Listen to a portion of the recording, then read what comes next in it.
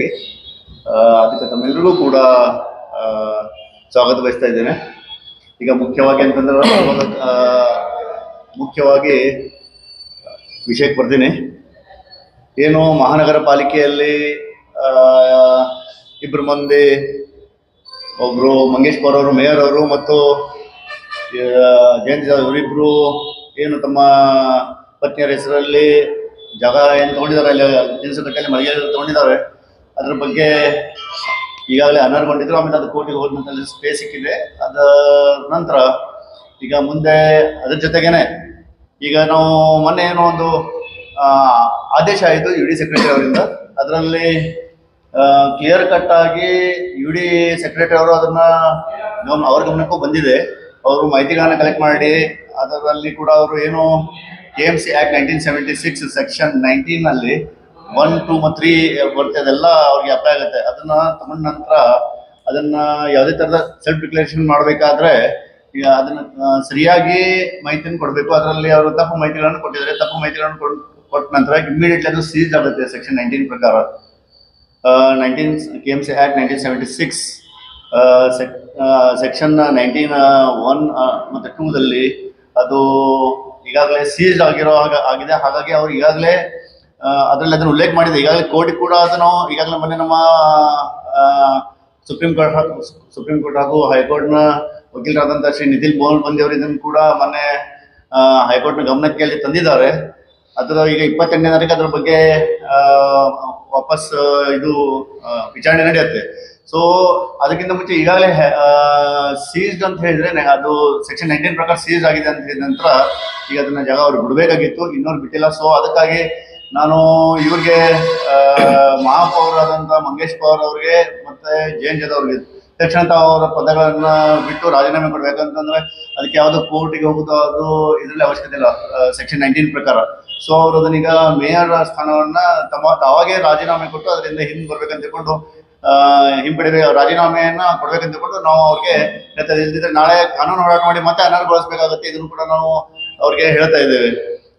ಇದರಲ್ಲಿ ಏನು ರಾಜೀವ್ ಟೊಪ್ಪಣ್ಣವ್ರವ್ರು ಏನೊಂದು ಗಮನಕ್ಕೆ ಬಂದ ನಂತರ ಈ ರೀತಿ ಇವರೆಲ್ಲ ತಪ್ಪು ಇವತ್ತನ್ನು ಕೊಟ್ಟಿದ್ದಾರೆ, ಮಾಹಿತಿಗಳನ್ನ ಕಾರ್ಪೊರೇಷನ್ ಕೊಟ್ಟಿದ್ದಾರೆ ಅಂತ ಹೇಳ್ಕೊಂಡು ತಿಳಿದು ಬಂದ ನಂತರ ಅವರು ಒಂದು RTI ಅಲ್ಲಿ ಮಾಹಿತಿಗಳನ್ನು ಕೂಡ ತೆಗೆದುಕೊಂಡಿದ್ದಾರೆ.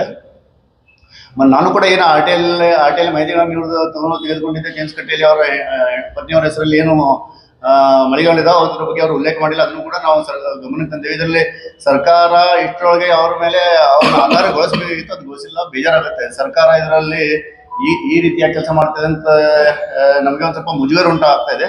ಸೊ ಇನ್ನ ಮುಂದಿನ ಏನಿದೆ ಅದನ್ನೆಲ್ಲ ನಮ್ಮ ರಾಜೀವ್ ಟೊಪ್ಪಣ್ಣವರವರು ತಮಗೆಲ್ಲ ಇದ್ರ ಬಗ್ಗೆ ಮಾಹಿತಿ ನೀಡ್ತಾರೆ. ಈಗಾಗಲೇ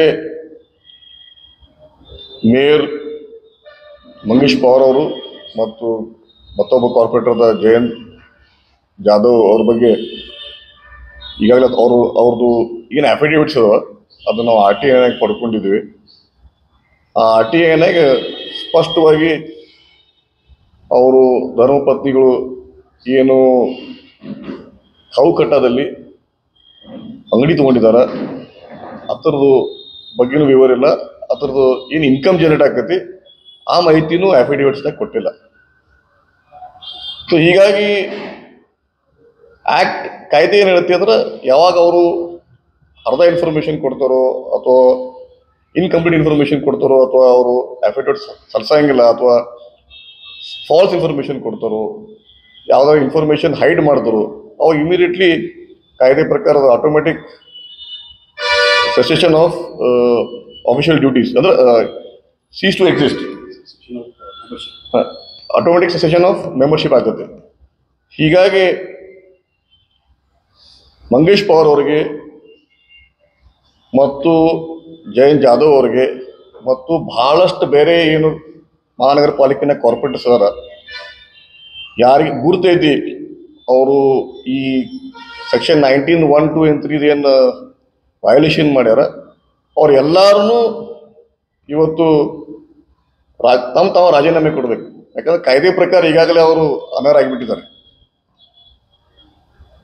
ಮಂಗೇಶ್ ಪವರ್ ಅವರು first citizen of the city ಅಂತ ಏನಂತಾರ ಮೇಯರ್ ಸ್ಥಾನಕ್ಕೆ, ಆ ಸ್ಥಾನಕ್ಕೆ ನಿಂದ್ರಾಕ ಅವರಿಗೆ ಏನು ಯೋಗ್ಯತೆ ಇಲ್ಲ. ಅವ್ರು ರಾಜೀನಾಮೆನೂ ಕೊಡಬಾರ್ದು. ಆ್ಯಕ್ಚುಲಿ ಅವ್ರು ಕಾರ್ಪೊರೇಷನ್ ಬರೋದು ಬಂದ್ ಮಾಡ್ಬೇಕು. ಯಾಕಂದ್ರೆ he is not a mayor, he is not a corporator also as per the act. ಮತ್ತು ಅವ್ರಿಗೆ ಗುರ್ತೈತಿ ಅವ್ರು ಮಾಡಿಲ್ಲ. ಯಾಕಂದ್ರೆ ಆರ್ ಟಿ ಐ ನಾವು ಡಾಕ್ಯುಮೆಂಟ್ಸ್ ತಕ್ಕೊಂಡಿವಿ, ಆರ್ ಟಿ ಐನಾಗ ಅವ್ರು ಮಾಹಿತಿ ಕೊಟ್ಟಿಲ್ಲ. ಹೀಗಾಗಿ ಅವರು ಯಾವುದೇ ಮಹಾನಗರ ಪಾಲಿಕೆ ಆಫಿಷಿಯಲ್ ಆಕ್ಟಿವಿಟೀಸ್ನಾಗ as a corporator and mayor ಆಗಿ ಮಾಡಬಾರ್ದು. ಇದ್ರ ಬಗ್ಗೆ ಈಗಾಗಲೇ ನಾ ಇನ್ನೊಂದು ಆರ್ ಟಿ ಐ ಹಾಕಿದ್ದೀನಿ. ಆರ್ ಟಿ ಐನಾಗ ಎಲ್ಲ ಕಾರ್ಪೊರೇಟರ್ಗಳು ಮಾಹಿತಿ ಕೇಳೀನಿ. ಕಾರ್ಪೊರೇಷನ್ದವರು ನಮ್ಗೆ ಕೊಡಾಕ ಹಿಂದೆ ಮುಂದೆ ಮಾಡತ್ತಾರ. ಈ ಕೌನ್ಸಿಲ್ದವ್ರು ಸಿಕ್ಕಾಪಟ್ಟಿ ಅವ್ರ ಮೇಲೆ ಒತ್ತಡ ಹಾಕತ್ತಾರ. ಆಮೇಲೆ ಇದ್ರ ಬಗ್ಗೆ ರೀಜನಲ್ ಕಮಿಷನರ್ ಅವ್ರಿಗೂ ನಾ ಕಂಪ್ಲೇಂಟ್ ಕೊಟ್ಟೇನೆ. ಆದರೆ ರೀಜನಲ್ ಕಮಿಷನರ್ ಅವರು ಈ ನನ್ನ ಕಂಪ್ಲೇಂಟ್ ಕೊಟ್ಟು ಒಂದು ವಾರ ಮೇಲೆ ಆಯ್ತು, ಒಂದು ವಾರ ಮೇಲೆ ಆಯ್ತು, ಇನ್ನೂವರೆಗೆ ಇವರಿಗೆ ನೋಟಿಸಸ್ ಇಶ್ಯೂ ಮಾಡಿಲ್ಲ. ಹೀಗಾಗಿ ಸರ್ಕಾರ ಇಂಥವ್ರೆಲ್ಲ ಬಚಾವ್ ಮಾಡುವಂಥ ಕೆಲಸ ಮಾಡೋದೈತಿ. ಆದರೆ ನಾವು ಇದ್ರ ಬಗ್ಗೆ ನಾವು ಗಪ್ ಕುಂಡ್ರಂಗಿಲ್ಲ. ನಾವು ಮುಂದಿನ ವಾರ ಮತ್ತೊಮ್ಮೆ ಆರ್ ಸಿ ಅವ್ರಿಗೆ ಭೇಟಿಯಾಗಿ ಅವ್ರಿಗೆ ನಾವು ಪ್ರೆಷರೈಸ್ ಮಾಡ್ತೇವೆ. ಪ್ರಸಂಗ ಬಂದರೆ ಬೀದಿಗಳು ಹೋರಾಟ ಮಾಡ್ತೇವೆ, ಮತ್ತು ಕಾನೂನಾತ್ಮಕವಾಗಿಯೂ ಹೋರಾಟ ಮಾಡ್ತೀವಿ. ನಾವು ಇವತ್ತು ಒಂದೇ ಮಾತು ಹೇಳ್ತೇವೆ, ಯಾರ್ಯಾರು ಮೇಯರ್ ಹಿಡ್ಕೊಂಡು, ಅದು ಎಕ್ಸ್ ಮೇಯರ್ ಮಂಗೇಶ್ ಪವರ್ ಹಿಡ್ಕೊಂಡು ಬಾಕಿ ಎಲ್ಲ ಕಾರ್ಪೊರೇಟರ್ಗಳು ಯಾರು ಅಫಿಡೇವಿಟ್ ಸಲ್ಲಿಸಿಲ್ಲ ಅಥವಾ ತಪ್ಪು ಮಾಹಿತಿ ಕೊಟ್ಟಿದ್ದಾರೆ, ಅವ್ರು ಇವತ್ತಿಂದ ಇವತ್ತು ಕಾರ್ಪೊರೇಷನ್ ಏನು ಆಫಿಷಿಯಲ್ ಡ್ಯೂಟಿ ಇದಾವೆ ಅದೆಲ್ಲ ಮಾಡಬಾರ್ದು.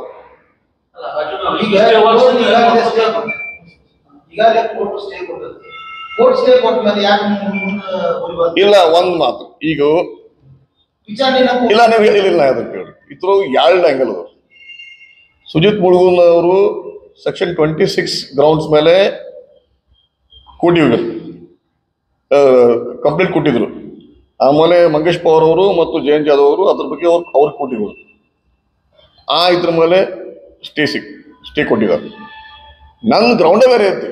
I am not focusing on section 26. I am focusing, my complaint is on section 19, 19(1) and 92 and 19(3). So technically legal angle ಮೇಲೆ 19(1), 19(2), 19(3) ನಾ ಮಾತಾಡೋಕ್ಕಿಂತನೂ ನಮ್ಮ ವಕೀಲರು ಬಂದಿದ್ದಾರೆ, ನಿತಿನ್ ಗೋಲ್ಬಂದಿ ಅವರು. ಅದ್ರ ಬಗ್ಗೆ ಆ ವಿಷಯ ಬಗ್ಗೆ ಅವ್ರು ಪ್ರಸ್ತಾಪ ಮಾಡ್ತಾರೆ. ಆಮೇಲೆ ನೀವು ನಿಮ್ಗೆ ಏನು ಕ್ವಶನ್ಸ್ ಕೇಳಿ ಸರ್. ಅವ್ರು 1, 2 and 3 ಬಗ್ಗೆ ಮಾತಾಡ್ತಾರೆ, ಆಮೇಲೆ ನೀವು ಕೇಳಿ. ನಮಸ್ಕಾರ. ಈಗ ಮಹತ್ವದ ವಿಷಯ ಇರೋದಂತಂದ್ರೆ ಸೆಕ್ಷನ್ 19 ಬಗ್ಗೆ ಅಷ್ಟೇ ಇವತ್ತಿಂದು. ಸೆಕ್ಷನ್ ನೀವು ಕೇಳಿದ ಪ್ರಕಾರ ಸೆಕ್ಷನ್ 21, 26K ಅದು ಕೋರ್ಟಲ್ಲಿ ಪೆಂಡಿಂಗ್ ಇದೆ. ರಾಜೀವ್ ಟೋಪನ್ ಅವರು ಕೊಟ್ಟಿದ್ದು ಕಂಪ್ಲೇಂಟು ಹೌದು ಸೆಕ್ಷನ್ 19 ಒಳಗೆ. ಸೆಕ್ಷನ್ 19 ಏನನ್ನತ್ತೆ ಅಂತಂದ್ರೆ, ಯಾರಾದ್ರೆ ಒಂದು ಕಾರ್ಪೊರೇಟ್ ಅಂತಂದ್ರೆ ನಾಮಿನೇಟ್ ಆಗಿ ಪಿನ್ ಆದರೆ ಅದಾದಮೇಲೆ ಪ್ರತಿ ವರ್ಷ ಅಸೆಟ್ಸ್ ಆ್ಯಂಡ್ ಲಯಬಿಲಿಟೀಸ್ ತುಂಬಬೇಕು. ಒಂದು ಅದೇ ವರ್ಷ ಎಂಟೈರ್ ಟರ್ಮಿಗೆ ಪ್ರತಿ ವರ್ಷ ಅದನ್ನು ತುಂಬಬೇಕು. ಅದು ಒಂದು ವೇಳೆ ಅದು ತುಂಬಿಲ್ಲ ಅಂತಂದ್ರೆ ಸೆಕ್ಷನ್ 19 ಅಟ್ರಾಕ್ಟ್ ಆಗುತ್ತೆ. ತುಂಬಿಲ್ಲ ಅಂತಂದ್ರೆ ಆಯ್ತು, ನೀವು ತುಂಬಿದ್ದಿದ್ರಿ, ತುಂಬ ಮೇಲೆ ಅದರಲ್ಲಿ ಏನಾದ್ರು ನೀವು ತಪ್ಪು ಮಾಹಿತಿ ಕೊಟ್ಟಿದ್ರಿ ಅಥವಾ ಸುಳ್ಳು ಮಾಹಿತಿ, ಇನ್ಕರೆಕ್ಟ್ ಆರ್ ಇನ್ಕಂಪ್ಲೀಟ್ ಮಾಹಿತಿ ಕೊಟ್ಟಿದ್ದಂದ್ರೂ ಸೆಕ್ಷನ್ 19(2) ಒಳಗಡೆ ನೀವು ಆಟೋಮೆಟಿಕ್ ಆಫೀಸ್ ಸೀಸ್ ಆಗ್ತೀರಿ. ಸೀಸ್ ಅಂದ್ರೆ ಏನು? ಆಟೋಮೆಟಿಕಲಿ ನಿಮ್ಮ ಕಾರ್ಪೊರೇಟ್ ಡಿಸ್ಕ್ವಾಲಿಫೈ ಆಗಿದ್ದೀರಿ.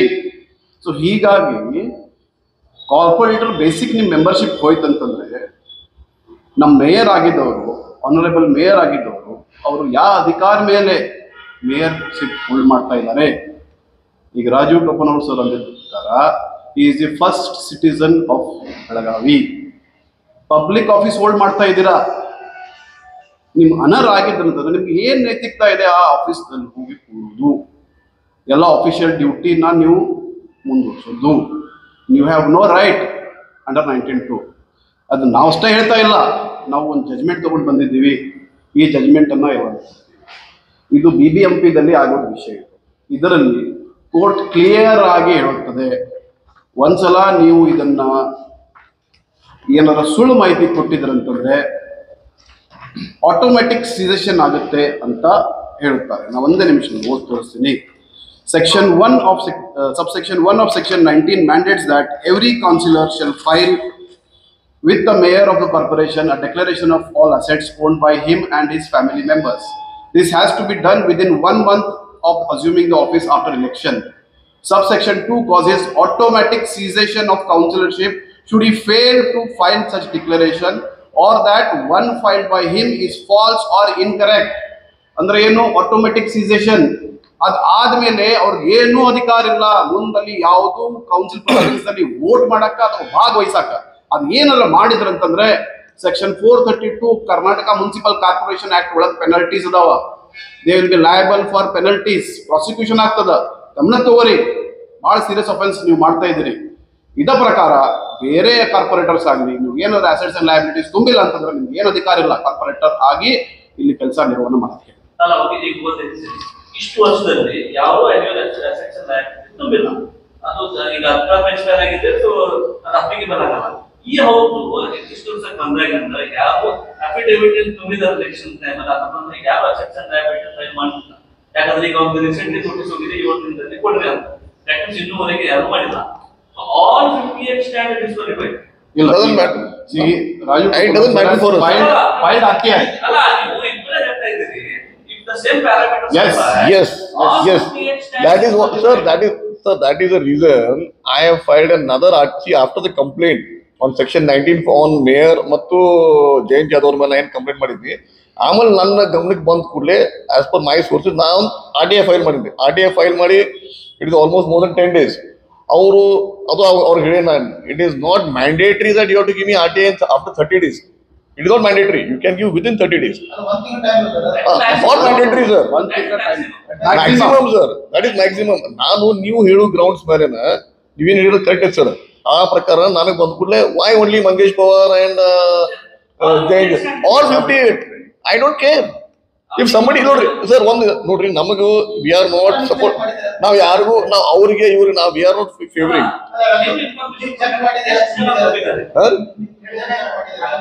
ಇಲ್ಲ ನೋಡ್ರಿ, ಇಲ್ಲ ಆಫಿಷಿಯಲಿ ನನಗೆ ಮಾಹಿತಿ ಬರೋ ಪ್ರಕಾರ ಬಂದ ಕೂಡಲೇ ನಾ ಅದ್ರ ಬಗ್ಗೆ ಮಾತಾಡೋಣ. ಈಗ ಸುಳ್ಳ ನಾವು ಹವನಾಗ ಮಾತಾಡಂಗಿಲ್ಲ. ಒಮ್ಮೆ ನಮ್ಮ ಕೈಗೆ RTI ಡಾಕ್ಯುಮೆಂಟ್ ಬರ್ತೈತಿ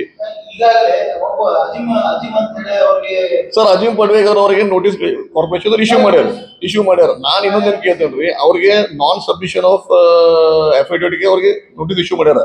what about false or incorrect ಸಬ್ಮಿಷನ್ಗೆ ಅವ್ರಿಗೂ ಮಹಾನಗರ ಪಾಲಿಕೆ ಅವ್ರು ನೋಟಿಸ್ ಸಬ್ಮಿಟ್ ಮಾಡಬೇಕಲ್ಲ. ಈಗ ಎಲ್ಲೋ ಮಹಾನಗರ ಪಾಲಿಕೆ ಅಧಿಕಾರಿಗಳು ರೂಲಿಂಗ್ ಕೌನ್ಸಿಲ್ ಜೊತೆ ಕೈ ಕುಡಿಸ್ಯಾರ. ಆಮೇಲೆ ರೂಲಿಂಗ್ ಕೌನ್ಸಿಲ್ ಇಷ್ಟ ಹಿಡ್ತೈತಲ್ಲ, ನಾನು ಇನ್ನೊಂದು ನಾವು ಪ್ರಶ್ನೆ ಮಾಡ್ಬೇಕಾಗೈತಿ. ಇವತ್ತು ನಮ್ಮ ಮ್ಯಾಟ್ರ್ ಇವ್ರ ಮ್ಯಾಟ್ರ್ ನಾವು ಕರ್ನಾಟಕನಾಗ ಉತ್ತರ ಕರ್ನಾಟಕಕ್ಕೆ ಅನ್ಯಾಯ ಆಗೈತಂತ ಗುಲ್ಬರ್ಗ ಬೆಂಚ ಧಾರವಾಡ ಬೆಂಚ್ ಎದಕ್ಕೆ ಮಾಡಿದ್ರು? ಇಲ್ಲಿ ಕೇಸಸ್ ಫೈಟ್ ಮಾಡಕ್ಕೆ. ಖರೆ ನಮ್ಮ ಮ್ಯಾಟ್ರ್ ಬೆಂಗಳೂರಿನಾಗ ಕೇಳ್ರು ಆಯ್ತು. ಇದೊಂದು ಅದಕ್ಕೂ ನಾವು ವಿಚಾರ ಮಾಡಿಲ್ಲ.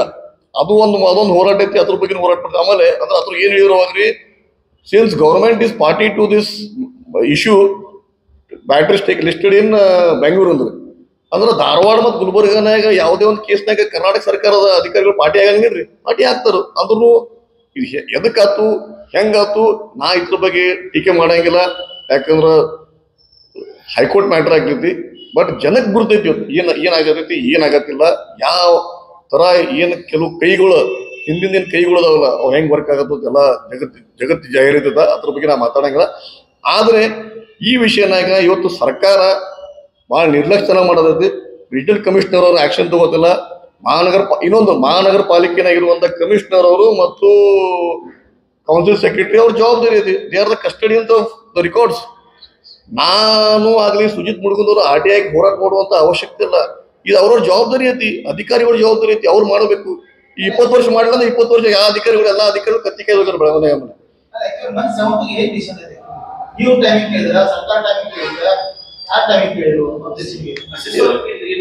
ನಾವು ಕೇಳಿಲ್ಲ, ಸರ್ಕಾರ ಕೇಳ್ರಿ, ನಾವು ಕೇಳಿಲ್ಲ. ನಾವು ಸ್ಟೇಟ್ಮೆಂಟ್ ಆಫ್ ಅಬ್ಜೆಕ್ಷನ್ ನಮ್ಮ ಕಡೆಯಿಂದ ಹಾಕಿದ್ವಿ. ಈ ಜಜ್ಮೆಂಟ್ ಅನ್ನ ಪ್ರೊಡ್ಯೂಸ್ ಮಾಡಿದ್ವಿ.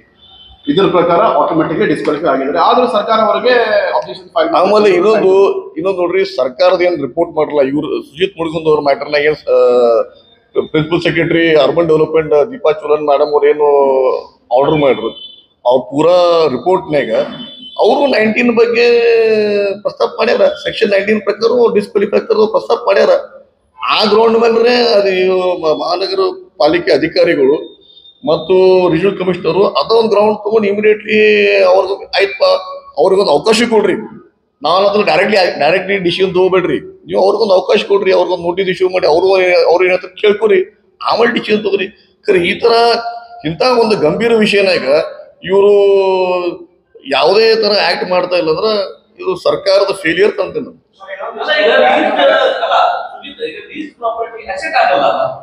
ಏನ್ ಎಕ್ಸ್ಪೆಕ್ಟ್ ಬರ್ತದೆ? ಹೌದು, ಇನ್ಕಮ್ ತೋರಿಸ್ಬೇಕಲ್ಲ, ಆದಾಯ ಬರ್ತಾ ಇದೆ.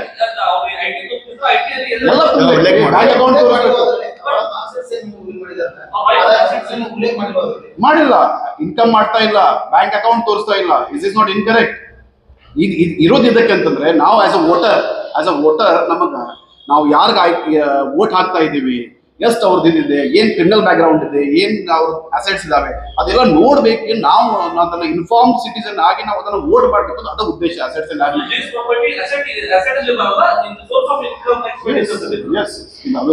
ಲಯಬಿಲಿಟೀಸ್ ಅಲ್ಲಿ ಇಟ್ ಇಸ್ ದೇರ್, ಎಷ್ಟಿದೆ ಇನ್ಕಮ್ ಅಂತ ಹೇಳಿ ಎಲ್ಲ ಬರ್ಬೇಕು. ಅದನ್ನ ಇನ್ಕಮ್ ಅವ್ರು ತೋರಿಸಿಲ್ಲ. ಸೊ ನಮ್ ಆಸ್ ಅ ವೋಟರ್ ನಾವು ಏನಾದ್ರು ವೋಟ್ ಮಾಡ್ತಿದೀವಿ, ಅದಕ್ಕೆ ಕಾರಣ ಅದಕ್ಕೆ ಡಿಕ್ಲೇರ್ ಮಾಡ್ಬೇಕು. ಗಂಭೀರವಾದ ವಿಷಯ ಇದು. ಅದಕ್ಕೆ ನಾ ಹೇಳ್ತಾ ಇದ್ದೀನಿ, ನಾವೆಲ್ಲ ಫ್ರೆಂಡ್ಸಿಗೆ ಹೇಳ್ತಾ ಇದ್ದೀನಿ, ಇದನ್ನ ಹೋಗಿ ನೀವು ಮೇಯರ್ ಅಥವಾ ನಮ್ಮ ಕಾರ್ಪೊರೇಟರ್ ಆದ ಶ್ರೀ ಜಯಂತ್ ಜಾಧವ್ ಅವರು ಕೇಳಿ, ನೀವು ಇದನ್ನ ಡಿಕ್ಲೇರ್ ಮಾಡಿದಿರೋ ಇಲ್ಲೋ. ಡಿಕ್ಲೇರ್ ಮಾಡಿಲ್ಲ ಅಂತ ನಿಮ್ಗೆ ಏನ್ ನೈತಿಕತೆ ಇದೆ ಅಲ್ಲಿ? ಆಸ್ ಅ ಮೇಯರ್ ನೀವು ನಮ್ಮ ಸಿಟಿ ಮೇಯರ್ ಆಗ್ಬೇಕು ಅಂದ್ರೆ ಏನ್ ನೈತಿಕತೆ ಇದೆ ನಿಮ್ಗೆ?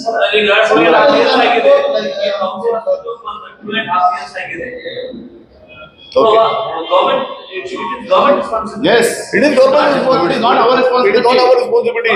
It is government. No, one thing. Sir, there are two things. There are two things. One is the government's responsibility. Second is they as individuals, if they have any consciousness, they should resign on their own. Not even resign. They should just stop coming. They are automatic. They cease to exist. Then they have no moral ground. Or moral ground in that. Urban Development Department has failed to discharge its responsibilities. Yes, definitely. Yes, as per the act, they have failed. The duty has failed. Yes. ಹೌದು, ಅಧಿಕಾರ ನೋಡಿ, ಅವ್ರ ಅಧಿಕಾರನ Iraq ಅವ್ರಿಗೆ ನೈತಿಕತೆನೇ ಇಲ್ಲ. Every day ಅವ್ರು ಏನ್ ಆಫೀಸಿಗೆ ಬರ್ತಾ ಇದಾರೆ, ಎವ್ರಿ ಡೇ ಆಫೆನ್ಸ್ ಕಮಿಟ್ ಮಾಡ್ತಾ ಇದಾರೆ ಅವರು. ಅದನ್ನ ಗಮನ ತಗೋಬೇಕು ಅವರು. ಬೇರೆ ರೀ, ಇವ್ರ ಕಂಪ್ಲೇಂಟ್ ಇರೋದು ಅದೇ ಹೇಳ್ತದೆ. 26 ವಿಷಯ ಬೇರೆ, ಇದು 19 ಬೇರೆ, 19 ಬೇರೆ.